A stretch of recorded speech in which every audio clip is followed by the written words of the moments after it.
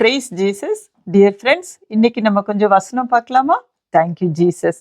மத்தேயு chapter 8 verses 3 to 26. சரியா? அவர் படவில் ஏறின போது அவருடைய சீஷர்கள் அவருக்கு பின் சென்று ஏறினார்கள்.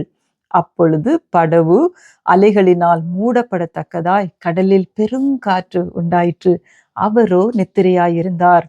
அப்பொழுது அவருடைய சீஷர்கள் வந்து அவரை எழுப்பி, ஆண்டவரே, எங்களை ரட்சியும், மடிந்து போகிறோம் என்றார்கள். அதற்கு அவர், அற்ப விசுவாசிகளே, ஏன் பயப்படுகிறீர்கள் என்று சொல்லி எழுந்து காற்றையும் கடலையும் அதட்டினார். உடனே மிகுந்த அமைதல் உண்டாயிற்று. ஆமேன், ஆமேன். டியர் ஃப்ரெண்ட்ஸ், இதுல பாருங்க, இயேசு சொல்றாங்க, அற்ப விசுவாசிகளே, ஏன் பயப்பட்டீர்கள்? எதுக்கு பயந்தீங்க?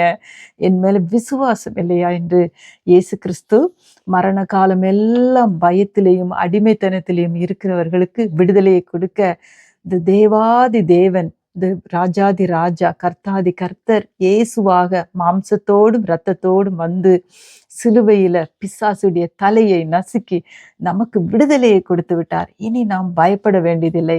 நிச்சயமாக இல்லையா? இன்னொரு வசனம் படிக்கட்டுமா?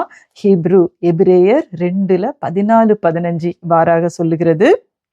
2:14-15 என்ன சொல்றேன்?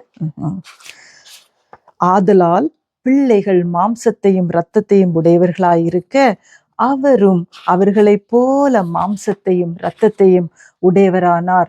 மரணத்துக்கு அதிகாரியான பிசாசானவனை தமது மரணத்தினாலே அழிக்கும்படிக்கும் ஜீவ காலமெல்லாம் மரண பயத்தினாலே அடிமைத்தனத்திற்குள்ளானவர்கள் யாவரையும் விடுதலை பண்ணும்படிக்கும் அப்படியானார். ஆமேன், அல்லேலூயா. நம்முடைய தேவாதி தேவன் மாம்சத்தோடும் இரத்தத்தோடும் வந்து சிலுவையிலே மரணத்தை எடுத்து பிசாசுடைய தலையை நசுக்கி வெற்றி கொண்டார். நாம் இனி பயப்பட வேண்டியதில்லை.